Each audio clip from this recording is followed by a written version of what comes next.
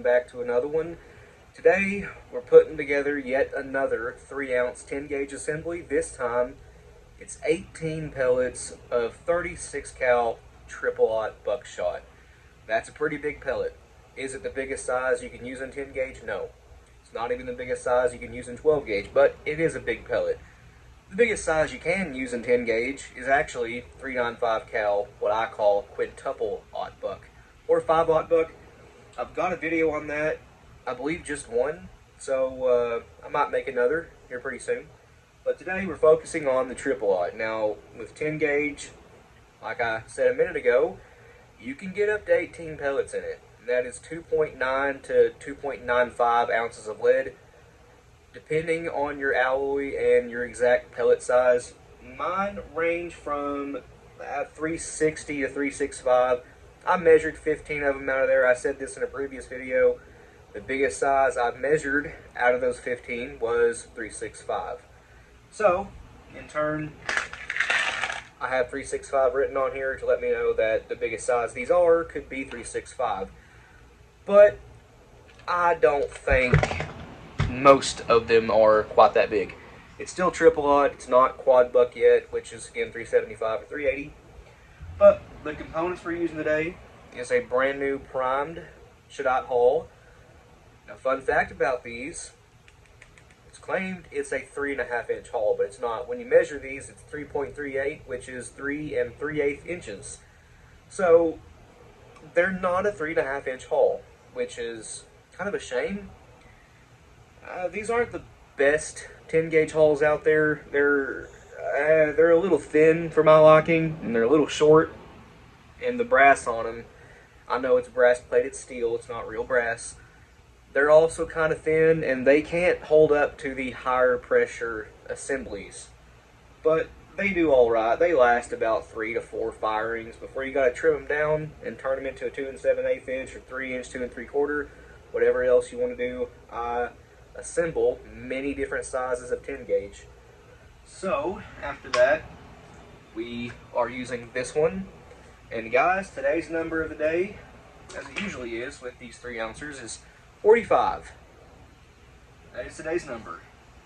Next, for a gas seal, the X10X gas seal.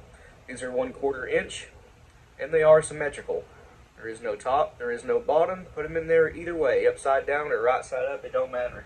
As long as it ain't sideways. After that, 1/2 inch fiber cushion wad. Together that makes, about 7 inches of stack height there. It's 3/4 of an inch. After that, we have 18 pellets of this triple-aught buck.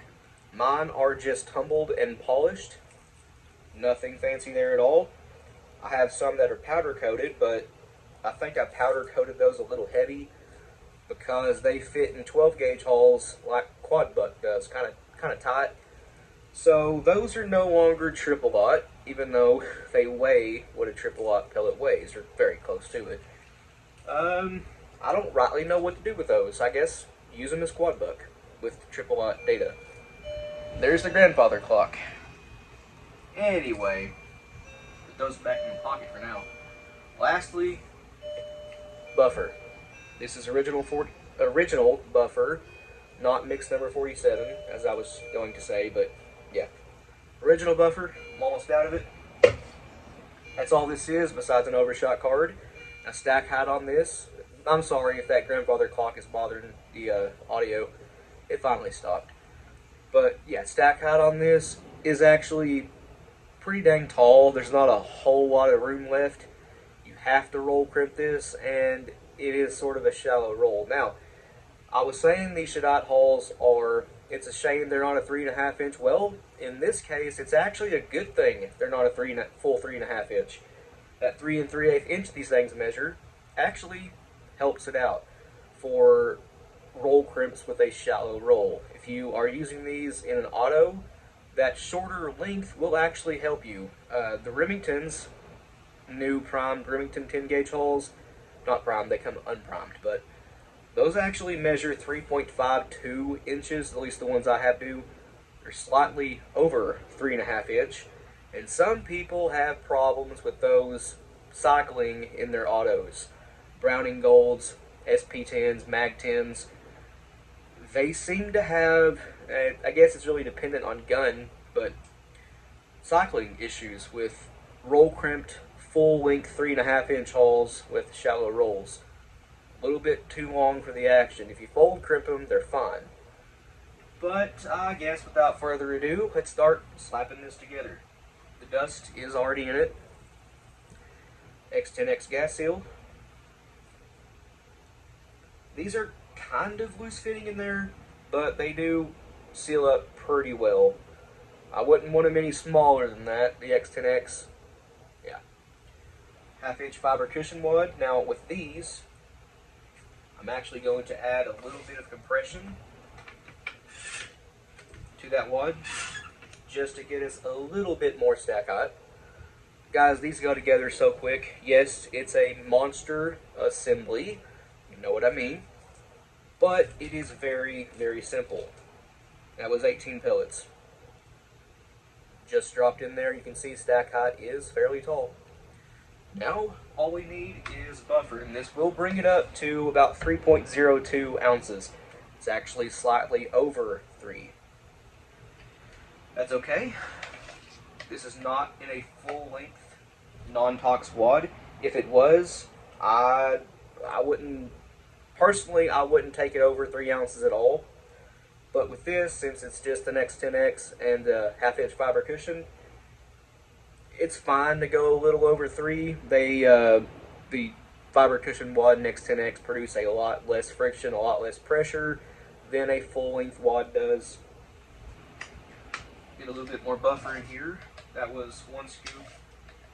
There's 2 scoops right here. That might overflow it. No, it didn't. If I were to shake that, it would though. This vibrating massager. Settle that down. Get a little bit more buffer. That's about 2 3/4 scoops right there. That wasn't quite full, but close. And it's going to take 3 scoops. It's been a while since I put one of these together. That's too much. There it is. That should have it. 3 scoops of the Lee 2.2 cc dipper worth of buffer. And I think 1 scoop of that weighs 0.03 ounces, so this should be flirting with 3.01 to 3. Let's call it 3.03, not quite 3 1/16 ounce, but a hair over 3. That's where I like my buffer, just covering the pellets most of the way, the top row. And let's grab an overshot card. I think I have one. Nope, I don't. So we'll just reach in here. I have 10 gauge nitro cards, 70 thou. Tear off 1 section of it. That's going to be our overshot card. See, that was very, very simple to throw together. Ready for a roll now. I'll roll this with the Reloaders Network 4-pin roll crimp tool, which is my favorite straight roll crimp tool. They do an awesome job. You can see them big pellets right through that plastic. The buffer highlights them. That is a mean looking shell, guys. It is a mean shell.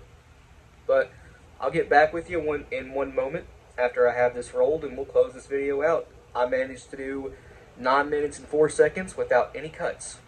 That's a first. Alright, and here it is. Reloaders Network 4-pin always does a really, really good job.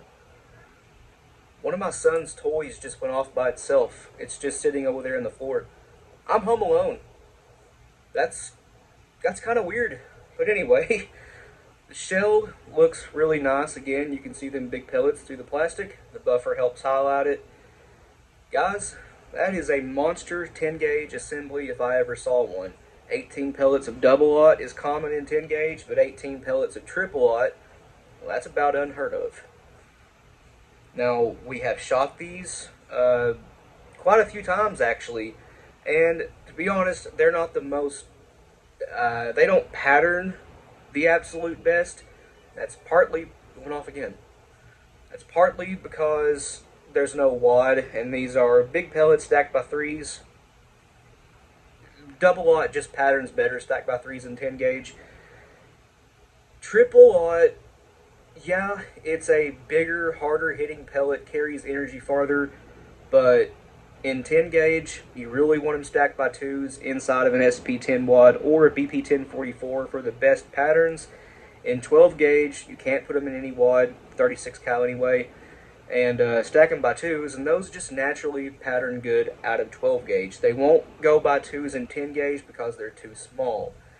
So use a wad would be my recommendation. But guys, I guess that's going to end this one here.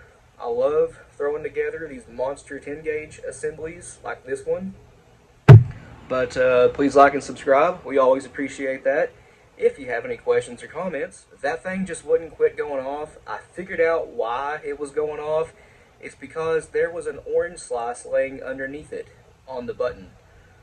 So, mystery solved. But anyway, I don't remember where I was, but we have a Patreon if you want to go check that out. A link to that will be in the description below, along with the link to our Instagram, Rumble, and merch store.